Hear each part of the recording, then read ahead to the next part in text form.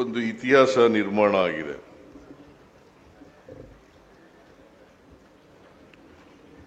ಕಾವೇರಿ ಮಾತೆ, ಅದಕ್ಕೆ ಅಡ್ಡಲಾಗಿ ಕಟ್ಟಿರ್ತಕ್ಕಂಥ ಕನ್ನಂಬಾಡಿ ಕಟ್ಟೆ, ಅದಕ್ಕೆ ಕೃಷ್ಣರಾಜ ಸಾಗರ ಅಂತ ಕರಿತೀವಿ, ಕನ್ನಂಬಾಡಿ ಕಟ್ಟೆ ಅಂತಲೂ ಕೂಡ ಕರಿತೀವಿ.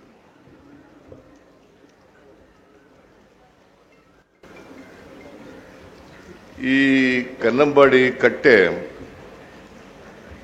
ನಿರ್ಮಾಣ ಆಗಿ 1932ನೇ ಇಸ್ವಿ.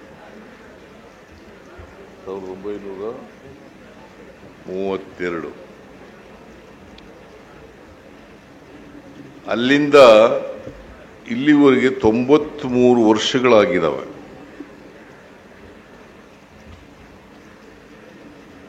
ಇವತ್ತು ಇತಿಹಾಸ ನಿರ್ಮಾಣ ಆಗಿದೆ. ಈ 93 ವರ್ಷಗಳಲ್ಲಿ ಜೂನ್ ತಿಂಗಳಲ್ಲೇ ಕನ್ನಂಬಾಡಿ ಕಟ್ಟೆ ಭರ್ತಿಯಾಗಿರ್ತಕ್ಕಂಥದ್ದು ಇದೇ ಮೊದಲು ಇತಿಹಾಸದಲ್ಲಿ.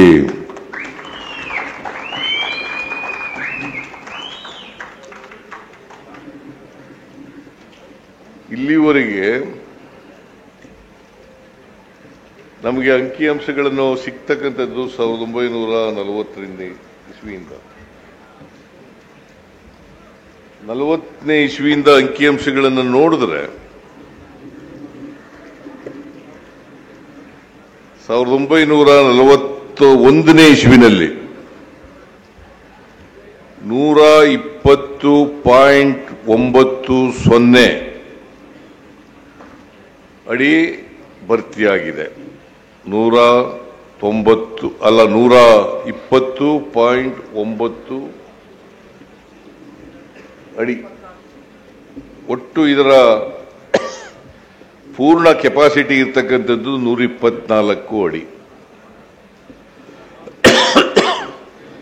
ಈ 124 ಅಡಿ ಯಾವಾಗಲೂ ಕೂಡ ತುಂಬಿರಲಿಲ್ಲ.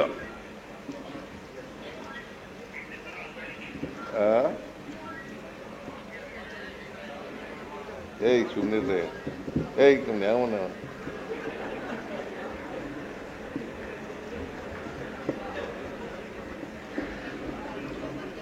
KRS ಕೆಪಾಸಿಟಿ ಇರ್ತಕ್ಕಂಥದ್ದು 124 ಅಡಿ, ಸುಮಾರು 49 TMC ನೀರು. 49 TMC ನೀರು.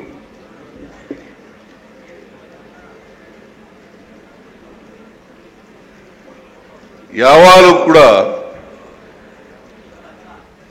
1932ನೇ ಇಸ್ವಿಯಿಂದ ಇಲ್ಲಿವರೆಗೆ ಜೂನ್ ತಿಂಗಳಲ್ಲಿ 124 ಅಡಿ ಆಗಿರಲಿಲ್ಲ. 193 ವರ್ಷಗಳಲ್ಲಿ 76 ವರ್ಷಗಳು ಭರ್ತಿಯಾಗಿದ್ದಾವೆ. 76 ವರ್ಷಗಳು. 93 ವರ್ಷಗಳ ಇತಿಹಾಸದಲ್ಲಿ 17 ಬಾರಿ ನೀರು ತುಂಬಿಲ್ಲ. 17 ಬಾರಿ ನೀರು ತುಂಬಿಲ್ಲ. ನಾವು ಅಧಿಕಾರಕ್ಕೆ ಬಂದಾಗಲೂ ಕೂಡ 2023-24ರಲ್ಲಿ ಭಾರಿ ಬರಗಾಲ, ನೀರು ತುಂಬಲಿಲ್ಲ. ಅದಕ್ಕೇನು ವಿರೋಧ ಪಕ್ಷದವರು ಬೊಬ್ಬೆ ಹೊಡೆಯಕ್ಕೆ ಶುರು ಮಾಡಿದ್ರು. ಏನಂತ ಅಂತಂದ್ರೆ, ಸಿದ್ದರಾಮಯ್ಯನವರ ಕಾಲ್ಗುಣ ಚೆನ್ನಾಗಿಲ್ಲ, ಕಾಂಗ್ರೆಸ್ ಸರ್ಕಾರ ಕಾಲ್ಗುಣ ಚೆನ್ನಾಗಿಲ್ಲ, DK ಶಿವಕುಮಾರ್ ಕಾಲ್ಗುಣ ಚೆನ್ನಾಗಿಲ್ಲ. ನಾವು ಮೂಢನಂಬಿಕೆಗಳ ವಿರುದ್ಧವಾಗಿ ಒಂದು ಕಾಯ್ದೆ ಮಾಡಿದ್ದೀವಿ. ಇನ್ನೂ ಮೂಢನಂಬಿಕೆಗಳ ಮೂಲಕ ಈಗ ಮಳೆ ಬರೋದು, ಮಳೆ ಬಲ್ಲದೆ ಇರೋದು, it is an act of god. ಪ್ರಕೃತಿ. ಅದಕ್ಕೆ ಮಹಾತ್ಮ ಗಾಂಧೀಜಿಯವರು ಏನು ಹೇಳಿದ್ರು ಅಂತಂದ್ರೆ,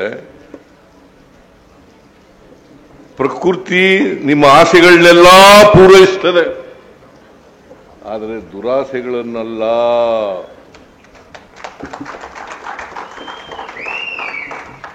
ಪ್ರಕೃತಿ ನಿಮ್ಮ ಆಸೆಗಳನ್ನೆಲ್ಲ ಪೂರೈಸ್ತದೆ, ಆದರೆ ದುರಾಸೆಗಳನ್ನಲ್ಲ.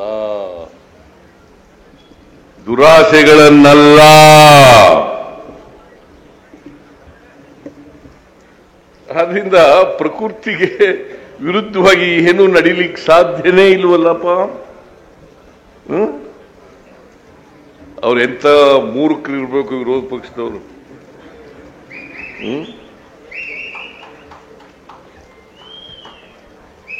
ಎಂತ ಮೂಢಾತ್ಮರು ಇರಬೇಕು ಅವರು.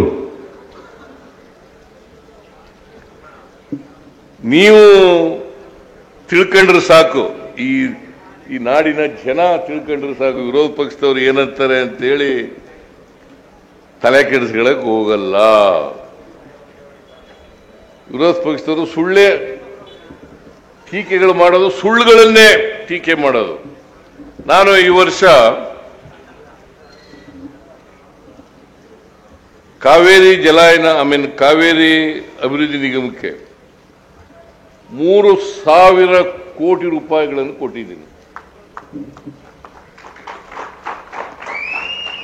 ಏನಪ್ಪ ಮಹೇಶ, ಏನಯ್ಯ MD ಹೇಳಯ್ಯ ಕರೆಕ್ಟಾಗಿ. ಯಾವಾಗಲೂ ಕೊಟ್ಟಿದ್ರಾ? ಇದೇ ಫಸ್ಟ್ ಟೈಮ್.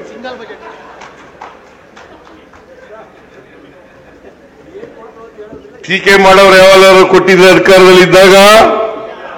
ಇಲ್ಲ, ಕೊಡೋದೂ ಇಲ್ಲ. ಯಾಕೆಂತಂದ್ರೆ ಟೀಕೆ ಮಾಡದೆ ಅವರ ಉದ್ಯೋಗ. ಟೀಕೆ ಬಿಟ್ಟು ಏನು ಮಾಡಲ್ಲ. ಅಧಿಕಾರ ಕೊಟ್ಟಾಗ, ಜನ ಆಶೀರ್ವಾದ ಮಾಡಿದಾಗ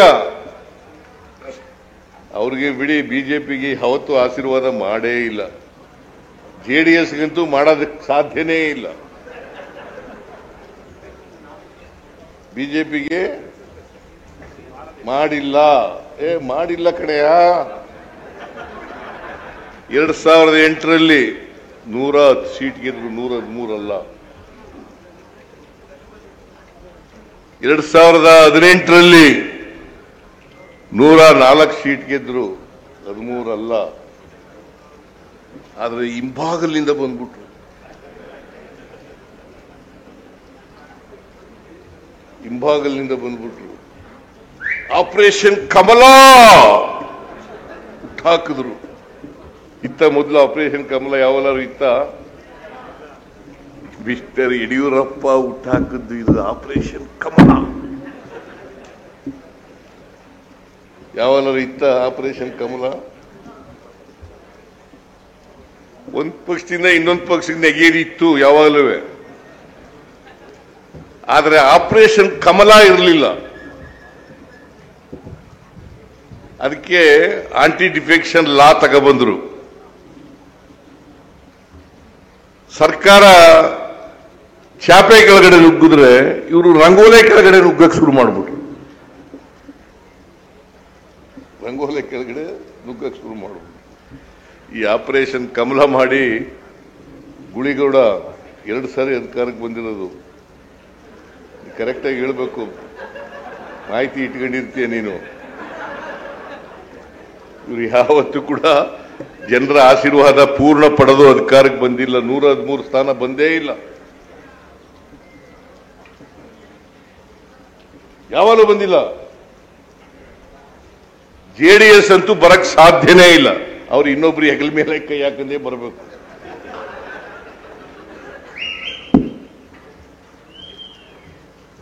ಇದು ಪರಿಸ್ಥಿತಿ ಇರ್ತಕ್ಕಂಥದ್ದು. ಇದು ಕರ್ನಾಟಕದ ಪರಿಸ್ಥಿತಿ. ಆದರೂ ಟೀಕೆ ಮಾಡೋದು ಮಾತ್ರ ಬಿಡಲ್ಲ. ಈಗ ಇಬ್ರು ಜೊತೆ ಆಗ್ಬಿಟ್ಟಲ್ಲ. ಇಬ್ರು ಸೇರ್ಕೊಂಡವ್ರೆ. ಈಗ ಚಲುವರಾಯಸ್ವಾಮಿ ಹೇಳಿದ್ರು, ಅವರು ಏನಪ್ಪ ಜೊತೆಯಾಗಿ ಮಾಡಿದ್ದು ಏನಪ್ಪ ಅಂತಂದ್ರೆ, ನಾವು 2018ರಲ್ಲಿ 1 ಸ್ಥಾನ ಗೆದ್ದಿದ್ದು, ಆಮೇಲೆ 9 ಸ್ಥಾನ ಗೆದ್ದು, ಅವರು 22ರಿಂದ 19ಕ್ಕೆ ಬಂದ್ರು. ಇಬ್ರು ಸೇರ್ಕೊಂಡ್ಮೇಲೆ ಸೇರ್ಕೊಂಡಾಗ ನಮ್ಮ ಮೇಲೆ ಕುಸ್ತಿ ಮಾಡಕ್ ಶುರು ಮಾಡಿದ್ದಾರೆ. ಮಾಡ್ಕೊಳ್ಳಿ. ವಿರೋಧ ಪಕ್ಷ ಯಾವಾಗಲೂ ಕೂಡ ಕನ್ಸ್ಟ್ರಕ್ಟಿವ್ ಆಗಿ ಕೆಲಸ ಮಾಡಬೇಕು.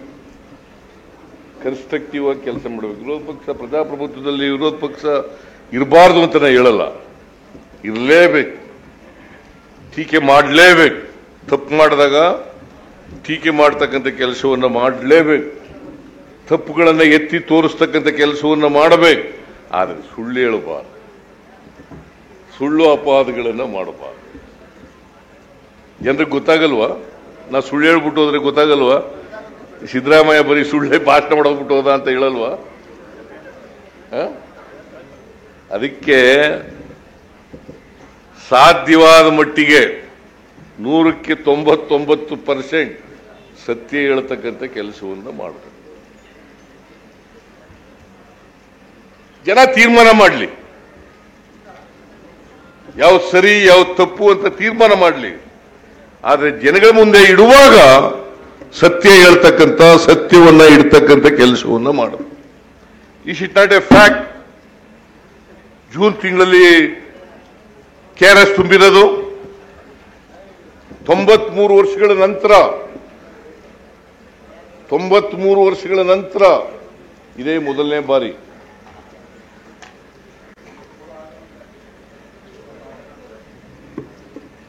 $3,000 ಕೊಟ್ಟಿರೋದು ಇದೇ ಮೊದಲನೇ ಬಾರಿ. ಕೊಡ್ಲಿ, ಹೇಳಿ ನೋಡೋಣ. 2018ರಲ್ಲಿ ಸಮ್ಮಿಶ್ರ ಸರ್ಕಾರ ಇತ್ತು, 2008ರಲ್ಲಿ ಬಿಜೆಪಿ ಸರ್ಕಾರ ಇತ್ತು, 2018ರಲ್ಲಿ ಬಿಜೆಪಿ ಸರ್ಕಾರ ಇತ್ತು, 19ರಲ್ಲಿ ಬಿಜೆಪಿ ಸರ್ಕಾರ ಇತ್ತು. ಹೇಳಿ ನೋಡೋಣ 3,000 ಕೊಟ್ಟಿದ್ದು ನಾವು ಅಂತ. ಸುಮ್ಮನೆ ಹೊಡಿತಾ ಇರೋದು ಬುರುಡೆನ. ಬುರುಡೆ ಹೊಡೆಯೋದು. ನಾವು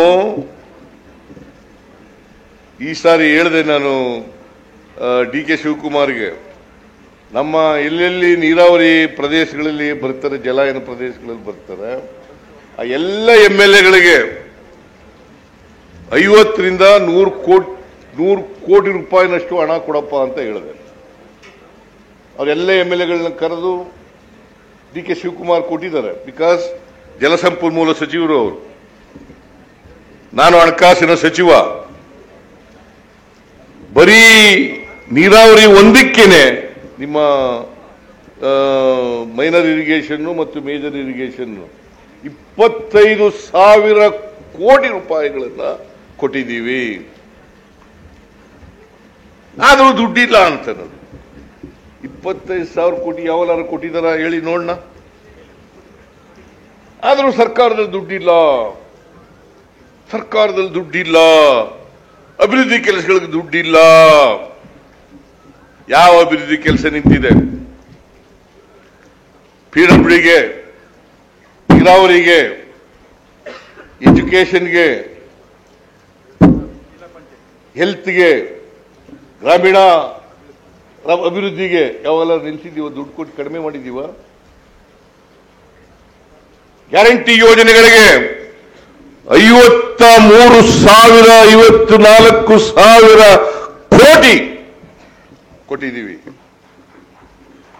ಇದೇ ನರೇಂದ್ರ ಮೋದಿಯವರು ರಾಜಸ್ಥಾನದಲ್ಲಿ ಈ ಗ್ಯಾರಂಟಿ ಯೋಜನೆಗಳನ್ನ ಜಾರಿ ಮಾಡಕ್ ಸಾಧ್ಯ ಇಲ್ಲ.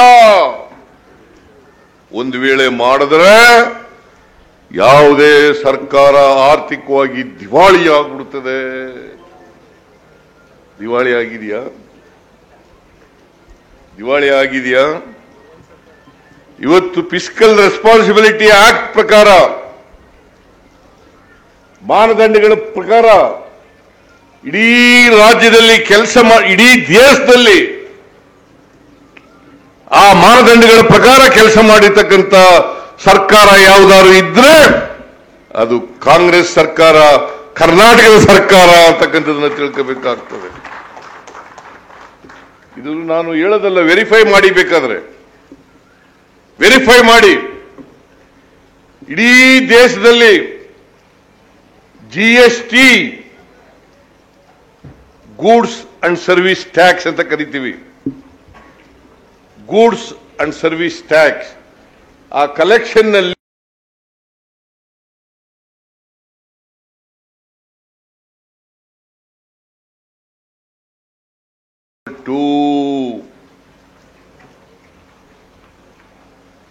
ಮತ್ತೆ ದಿವಾಳಿ ಆಗ್ಬಿಡ್ತದೆ. Karnataka stands number 2 in the entire country so far as the GST collection is concerned. ಮಾಡಕ್ಕಾಗ್ತದ? ದಿವಾಳಿ ಆಗಿದ್ರೆ ಮಾಡಕ್ಕಾಗ್ತದ? ದಿವಾಳಿ ಆಗಿದ್ರೆ 25,000 ಕೋಟಿ ನೀರಾವರಿ ಕೊಡಕ್ಕಾಯ್ತಿತ್ತ? ಏನೋ ಬುರುಡೆ ಹೊಡೆಯೋದು, ಸುಳ್ಳು ಹೇಳೋದು. ಇವತ್ತು ಪ್ರಕೃತಿಯ ಕೃಪೆಯಿಂದ ಜೂನ್ ತಿಂಗಳಲ್ಲೇ ಬಾಗಿನ ಅರ್ಪಿಸ್ತಕ್ಕಂಥ ಅವಕಾಶ ಸಿಕ್ಕಿದೆ. ಇದು ಜನರು ಕೊಟ್ಟಿರ್ತಕ್ಕಂಥ ಅವಕಾಶ, ನನಗೆ ಜನರ ಆಶೀರ್ವಾದದಿಂದ ಕೊಟ್ಟಿರ್ತಕ್ಕಂಥ ಅವಕಾಶ ನನಗೆ ಸಿಗ್ತದೆ. ಅದಕ್ಕೆ ನಾನು ಹೇಳಿದೆ ಬಾಬುಗೆ, ಬಾಬು ಒಂದು ಶಿಲಾನ್ಯಾಸ ಮಾಡಬೇಕು ಇದಕ್ಕೆ. ಇದು ನಿನ್ ಜವಾಬ್ದಾರಿ, ಗೊತ್ತಾಯ್ತೇನೆಯ? ಮಾಡಬೇಕು, ತಕ್ಷಣ ಮಾಡಬೇಕು. ಯಾಕಂತಂದ್ರೆ ಇದರ ಜ್ಞಾಪಕಾರ್ಥವಾಗಿ ಮಾಡಲೇಬೇಕು. ಯಾವಾಗಲೂ ಆಗಿತ್ತಾ? ನೀ ಇಂಜಿನಿಯರ್ ಆದ ಯಾವಾಗ? ಯಾವಾಗಲೇ? 92 ಯಾವತ್ತಾರ ಆಗಿತ್ತ? ನೀರು ತುಂಬಿತ್ತ? ಹಾಕ್ಬೇಕು. ಒಂದು ಸ್ಮಾರಕ ಮಾಡಬೇಕು. ಅದೆಲ್ರಿಗೂ ಗೊತ್ತಾಗಬೇಕಲ್ಲ ಜನಗಳಿಗೆ. ನಿಮಗೆ ಗೊತ್ತಿತ್ತಾ? ಗೊತ್ತಿರ್ಲಿಲ್ಲ. ನನಗೂ ಗೊತ್ತಿರಲಿಲ್ಲ, ತಿಳ್ಕೊಂಡು ಹೇಳ್ತಾ ಇರೋದು ನಾನು.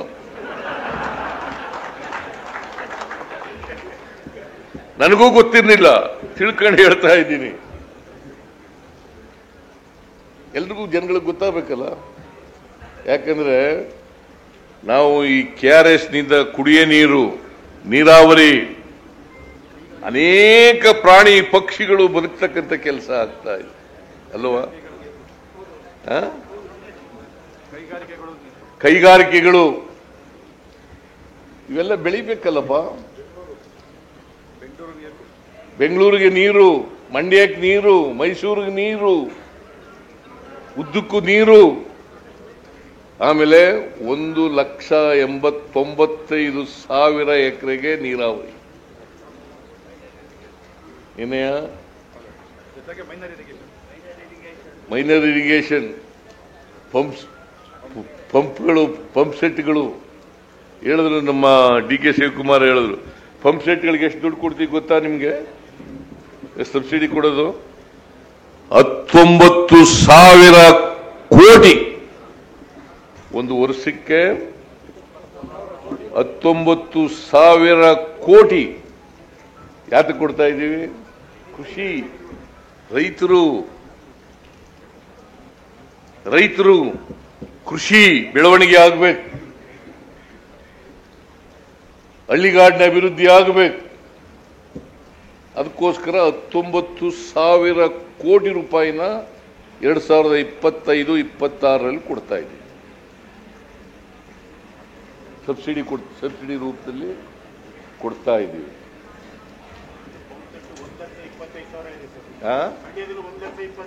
ಎಲ್ಲ ಸೇರಿ ನರಸೀಪುರ, ಮೈಸೂರು ತಾಲೂಕು ಎಲ್ಲ ಸೇರಿ 1,95,000 ಎಕರೆ ಇಲ್ಲಿ ನೀರಾವರಿ ಆಯ್ತಾ ಇರೋದು. ಇದಕ್ಕೆ ಅಚ್ಚುಕಟ್ಟು. ಈ ಅಚ್ಚುಕಟ್ಟಲ್ಲ, ಕಾವೇರಿ ಜಲಾಯನ ಪ್ರದೇಶ ಅಲ್ಲ, ಇಲ್ಲಿ KRS ಇಂದಲೇನೆ. ಹೇಳ ಕರೆಕ್ಟ್ ಆಗಿ. 18,500,000 ಲಕ್ಷ ಕಾವೇರಿ ಜಲಾಯನ ಪ್ರದೇಶದಲ್ಲಿ ಹೇಮಾವತಿ, ಕಬಿನಿ, ಹಾರಂಗಿ, ಇದು KRS ಇವೆಲ್ಲ ಸೇರಿ 18,500,000 ಲಕ್ಷ ಎಕರೆ. ಬರೀ ಇದೊಂದರಲ್ಲೇ 1,00,000 90 ಸುಮಾರು 2 ಲಕ್ಷ, ಇನ್ನೂ ಜಾಸ್ತಿನೇ ಇರಬೇಕು. 2 ಲಕ್ಷ ಗೊತ್ತಾಯ್ತೇನೆಯ? ನಾನು ಕರಾರುವಾಕ್ಕಾಗಿ ಅಂಕಿಅಂಶಗಳನ್ನು ತಿಳ್ಕೊಂಡು ಹೇಳ್ತಾ ಇದ್ದೀನಿ. ಯಾವುದು ಸುಳ್ಳಿಲ್ಲ,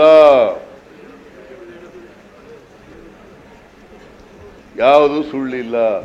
ಅದರಿಂದ ನಾವು ಈಗ ಬಾಬು ನೀನು ಹೇಳಿದೆಯಲ್ಲಪ್ಪ, ಏನೇನು ಬೇಡಿಕೆಗಳು ಇಟ್ಟಿದೆಯಲ್ಲ ಅವೆಲ್ಲ ಮಾಡ್ಕೊಳ್ಳೋಣ. ಡೋಂಟ್ ವರಿ, ಮುಂದಿನ ವರ್ಷ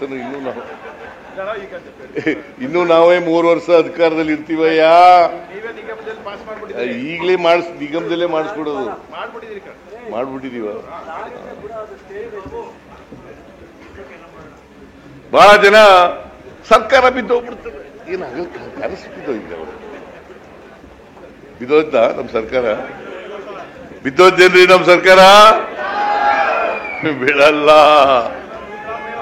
ಅದು ಏನು 2 ಸಾರಿ ಸೋತಿನ ಗಿರಾಕಿ ಹೇಳೋದು ಬಿದ್ದೋಗ್ಬಿಡ್ತದೆ ಅಂತ. ಒಂದು ಪಾರ್ಲಿಮೆಂಟ್ಗೆ ಅಸೆಂಬ್ಲಿಗೆ ಸೋತಿನ ಗಿರಾಕಿ ಹೇಳ್ತಾನೆ ಬಿದ್ದೋಗ್ಬಿಡ್ತದೆ ಸರ್ಕಾರ. ನಾವು 5 ವರ್ಷ ಕಲ್ಲು ಬಂಡೆ ತರ ಇರ್ತೇವೆ. ನಮ್ಮ ಸರ್ಕಾರನ ಯಾರು ಕೂಡ ಅಲ್ಲಾಡಿಸ್ಲಿಕ್ಕೆ ಸಾಧ್ಯ ಇಲ್ಲ. ಸುಮ್ಮನೆ ಹೇಳೋದು ಸರ್ಕಾರ ಬಿದ್ದೋಗ್ಬಿಡುತ್ತೆ, ಸರ್ಕಾರ ಬಿದ್ದೋಗ್ಬಿಡುತ್ತೆ. ನನಗೂ ಡಿ ಕೆ ಶಿವಕುಮಾರ್ಗೂ ವ್ಯತ್ಯಾಸಗಳಿದ್ದಾವೆ, ಡಿಫರೆನ್ಸಸ್ ಇದೆ. ನಾನು ಅವನ ಜೊತೆಲೇ ಕೂತಿದ್ದೀವಿ ಈಗ ಇಲ್ಲಿ.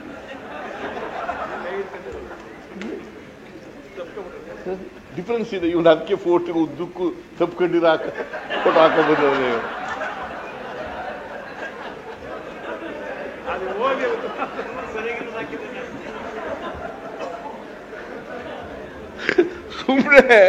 ಸುಮ್ಮನೆ ಹೇಳೋದು. ಅವಕ್ಕೆ ಅಧಿಕಾರ ಕೊಟ್ಟಾಕ ಮಾಡಕ್ ಬರಲ್ಲ, ಈ ರಾಜ್ಯನ ಅಭಿವೃದ್ಧಿ ಪಡಿಸಕ್ ಆಗಲ್ಲ, ಅಧಿಕಾರ ಸಿಕ್ಕಿದಾಗ ಮಾಡಕ್ ಆಗಲ್ಲ.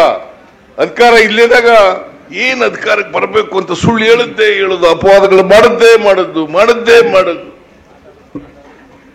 ನಾನು ಹೇಳ್ತೀನಿ, 2028ರ ವಿಧಾನಸಭೆ ಚುನಾವಣೆ ನಡೀತದೆ. ಮತ್ತೆ ನಾವೇ ಗೆಲ್ತೀವಿ, ನಾವೇ ಅಧಿಕಾರಕ್ಕೆ ಬರ್ತೀವಿ. ಸುಳ್ಳು ಹೇಳ್ತವೆ. ಏನಯ್ಯ ಉದಯ?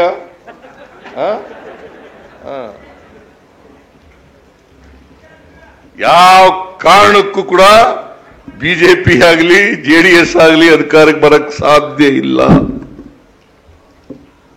ನಾವೇ ಅಧಿಕಾರಕ್ಕೆ ಬರೋದು. ನಾವು ಒಳ್ಳೆ ಕೆಲಸ ಮಾಡಿಲ್ವಾ?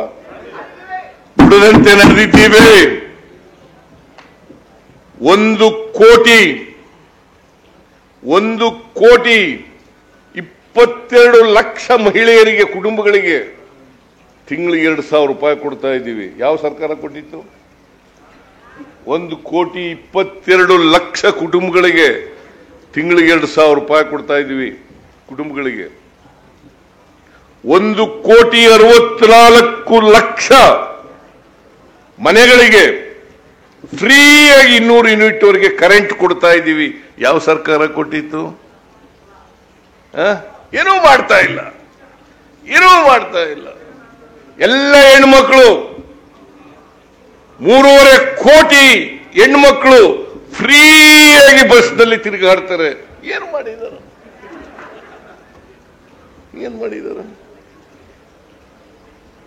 ಪ್ರತಿ ಕುಟುಂಬಕ್ಕೆ BPL ಕಾರ್ಡ್ಗಳಿಗೆ, ಅಂತ್ಯೋದಯ ಕಾರ್ಡ್ಗಳಿಗೆ 10 ಕೆಜಿ ಅಕ್ಕಿಯನ್ನು ಉಚಿತವಾಗಿ ಕೊಡ್ತಾ ಇದ್ದೀವಿ. ಆಮೇಲೆ 2 ವರ್ಷದವರೆಗೆ ಪದವೀಧರರಿಗೆ, ನಿರುದ್ಯೋಗಿ ಪದವೀಧರರಿಗೆ, ಡಿಪ್ಲೊಮಾ ಹೋಲ್ಡರ್ಸ್ಗೆ 3,000 ರೂಪಾಯಿ, ಪದವೀಧರಿಗೆ, ನಿರುದ್ಯೋಗಿ ಪದವೀಧರರಿಗೆ ಮತ್ತೆ ಡಿಪ್ಲೊಮಾ ಹೋಲ್ಡರ್ಸ್ಗೆ 1,500 ರೂಪಾಯಿ ಕೊಡ್ತಾ ಇದ್ದೀವಿ. ಇದು ಕೊಡ್ತಾ ಇದೀವೋ ಇಲ್ಲ? ಕೊಡ್ತಾ ಇದ್ದೀವಿ. ಯಾವ್ದಾದ್ರು ಸರ್ಕಾರ ನುಡಿದಂತೆ ನಡೆದಿತ್ತ? ಕೊಟ್ಟ ಮಾತಿನಂತೆ ನಡ್ಕೊಂಡಿದ್ರ? ನಮ್ಮ ಸರ್ಕಾರ ನಡ್ಕೊಂಡಿದೆ. ನಮ್ಮ ಸರ್ಕಾರ ಕೊಟ್ಟ ಮಾತಿನಂತೆ ನಡ್ಕೊಂಡಿದೆ. ನಾನು ಹಿಂದೆ ಚೀಫ್ ಮಿನಿಸ್ಟರ್ ಇರುವಾಗ 165 ಭರವಸೆಗಳನ್ನು ಕೊಟ್ಟಿದ್ದ ಜನರಿಗೆ 158 ಭರವಸೆಗಳನ್ನು ಈಡೇರಿ ಈ ಸಾರಿ 593 ಭರವಸೆಗಳನ್ನು ಕೊಟ್ಟಿದ್ದು ಗ್ಯಾರಂಟಿ ಯೋಜನೆಗಳನ್ನು ಸೇರಿ ಅದರಲ್ಲೇ 242 ಭರವಸೆಗಳನ್ನು ಈಡೇರಿಸಿದ್ದೀವಿ. ದುಡಿದಂತೆ ನಡೆದಿಲ್ವಾ? ಹೇಳಿ, ನೀವೇ ಜನಗಳ ಮುಂದೆ ಇಟ್ಟಿದ್ದೀವಿ, ವಿಮರ್ಶೆ ಮಾಡಿ, ಬೇರೆ ನಮ್ಮ ಬಜೆಟ್ ಪುಸ್ತಕ ಓದಿ, ದಯವಿಟ್ಟು ಓದಿ. ಯಾವಾಗ ಮಾಡಿದ್ರು ಇದನ್ನ? ನಮ್ಮ ಸರ್ಕಾರ ಮಾಡಿದೆ. ಇದನ್ನ ನಾವು ಎಲ್ಲಿ ಬೇಕಾದ್ರೂ ಹೇಳ್ತೀವಿ. ನಾನು ಅದಕ್ಕೆ ಬಿಜೆಪಿಯವರಿಗೆ ಜೆಡಿಎಸ್ನವರು ಕರೆದೆ, ಒಂದೇ ವೇದಿಕೆಗೆ ಬಂದ್ರಪ್ಪ ಚರ್ಚೆ ಮಾಡೋಣ ಅಂತ. ಒಂದೇ ವೇದಿಕೆ ಸುಳ್ಳು ಹೇಳ್ಬಿಟ್ಟು ಹೋಗೋದಲ್ಲ. ನಾನು ಸುಳ್ಳು ಹೇಳ್ಬಿಟ್ಟು ಹೋಗ್ಬೋದಲ್ಲ? ಸುಳ್ಳು ಹೇಳಲ್ಲ ನಾನು. ರಾಜಕೀಯವಾಗಿ ಸರ್ಕಾರದ ವತಿಯಿಂದ ಮಾತನಾಡುವಾಗ ಸತ್ಯ ಹೇಳ್ತಕ್ಕಂಥ ಕೆಲಸವನ್ನು ಮಾಡಬೇಕು. ಮಾಡ್ತೇವೆ. ಯಾವುದನ್ನು ಮಾಡಕ್ಕಾಗ್ತದೆ ಅದನ್ನು ಮಾಡ್ತೇವೆ ಅಂತ ಹೇಳ್ತೀವಿ. ಯಾವುದನ್ನು ಮಾಡಕ್ಕಾಗಲ್ಲ ಅದನ್ನು ಮಾಡಕ್ಕಾಗಲ್ಲ ಅಂತ ಹೇಳ್ತೀವಿ. ನಾವು ಎಲ್ಲ ಕರ್ನಾಟಕದಲ್ಲಿ ಏನು ಸಮಸ್ಯೆಗಳೇ ಇಲ್ಲ ಅಂತ ಹೇಳಕ್ ಹೋಗಲ್ಲ. ಎಲ್ಲ ಸಮಸ್ಯೆಗಳನ್ನು ಬಗೆಹರಿಸ್ಬಿಟ್ಟಿದ್ದೀವಿ ಅಂತ ಹೇಳಕ್ ಹೋಗಲ್ಲ. ಆದರೆ ಕೊಟ್ಟ ಮಾತಿನಂತೆ ನಡ್ಕೊಂಡಿದ್ದೀವಿ. ಕೊಟ್ಟ ಮಾತಿನಂತೆ ನಡ್ಕೊಂಡಿದ್ದೀವಿ. ನಿಮ್ಮ ಆಶೀರ್ವಾದ ಬೇಡ್ತೀವಿ ಅಲ್ವಾ?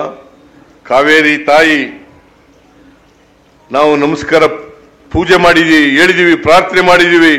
ತಾಯಿ, ಕರ್ನಾಟಕದ 7 ಕೋಟಿ ಜನರನ್ನ ಸುಭಿಕ್ಷವಾಗಿ ಇಡಮ್ಮ ತಾಯಿ. ಮಳೆ ಬೆಳೆ ಚೆನ್ನಾಗಾಗ್ಲಿ.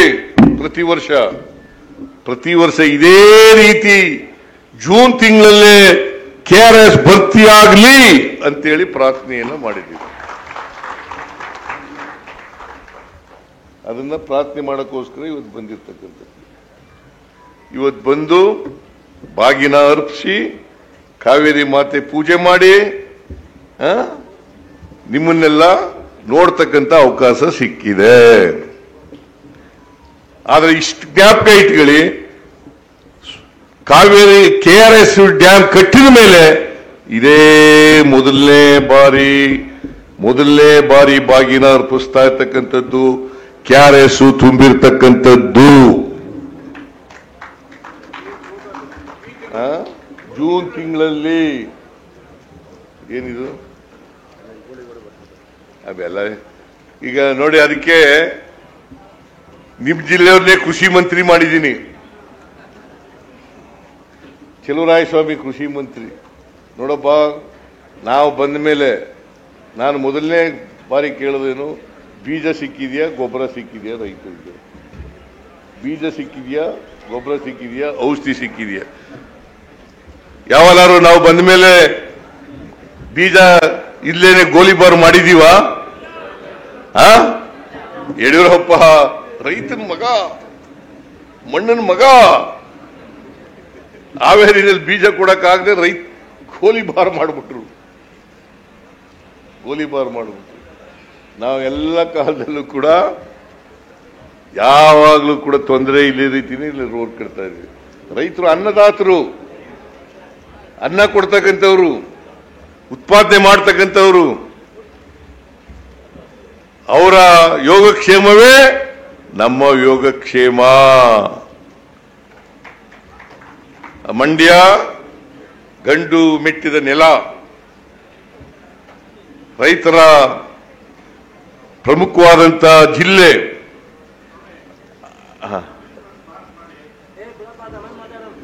ಏನಂತೆ?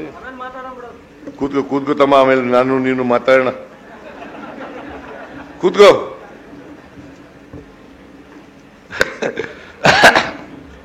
ಆ ರೈತರು ಹೇಳದನ್ನು ಕೇಳ್ತೀವಿ, ಅದನ್ನು ಮಾಡೋಣ. ಈ ಭಾಗದಲ್ಲಿ ಈಗ ನಾವು ಎಂಥದ್ದು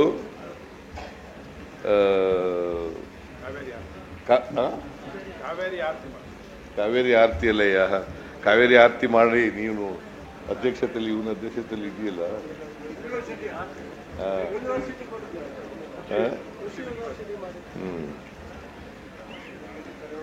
ನಮ್ಮ ನೀರು ಈಗ ನಾವು 177.25 TMC ನೀರನ್ನ ಪ್ರತಿ ವರ್ಷ ತಮಿಳುನಾಡು ಕೊಡಬೇಕು. ಎಷ್ಟು? 177.2.5 177.25 TMC ನೀರು ಕೊಡಬೇಕು. ಈ ಜೂನ್ ತಿಂಗಳಲ್ಲಿ ಎಷ್ಟು ಕೊಡಬೇಕಾಗಿತ್ತು ಅಂತಂದ್ರೆ 9.1 TMC ನೀರು ಕೊಡಬೇಕಾಗಿತ್ತು. ಆದ್ರೆ ಎಷ್ಟಯ್ಯ? ಈಗಾಗಲೇ 42 TMC ನೀರು ಹೋಗ್ಬಿಟ್ಟದೆ. ಕಾವೇರಿ ತಾಯಿಯ ಕೃಪಾ ಕಟಾಕ್ಷ, ಚಾಮುಂಡೇಶ್ವರಿಯ ಆಶೀರ್ವಾದ ಇವೆಲ್ಲದರಿಂದ ನಾವು ಈ ಸಾರಿ ಹೋಗಿದ್ದೀವಿ. ಕಳೆದ ವರ್ಷ ಎಷ್ಟು? 300 ಚಿಲ್ಲರೆನಾ? 305 TMC ನೀರನ್ನ ಕೊಟ್ಟಿದ್ದೀವಿ. 177.25 ಕೊಡಬೇಕು. 305 ಒಟ್ಟಾಗಿದೆ ತಮಿಳುನಾಡಿಗೆ. ಅದಕ್ಕೆ ನಾವು ಒಂದು ಬ್ಯಾಲೆನ್ಸಿಂಗ್ ರಿಸರ್ವಾಯರ್ ಮಾಡಬೇಕು ಬೆಂಗಳೂರಿನ ಕನಕಪುರದ ಹತ್ರ ಅಂತ ಹೇಳಿ ಮಾಡಿದ್ದೀವಿ. ಮೇಕೆದಾಟು ಅದಕ್ಕೆ ಒಪ್ಪಿಗೆ ಕೊಡಿ ಅಂತಂದ್ರೂ ಕೊಡಲ್ಲ. ನೀವು ಏನು ಸುಮ್ಮನೆ ಕೂತಿರ್ತೀರಿ? ಯಾರು ಹೇಳಿದ್ರು 5 ನಿಮಿಷದಲ್ಲೇ ಕೊಡಿಸ್ಬಿಡ್ತೀನಿ? ಕೊಟ್ರ? ಆಮೇಲೆ ನಾ ಹೇಳೇ ಇಲ್ಲ ಅಂತಾರೆ. ಆಮೇಲೆ ಅವರಿಗೆ ಹೋಗ್ತದ ಓಟ.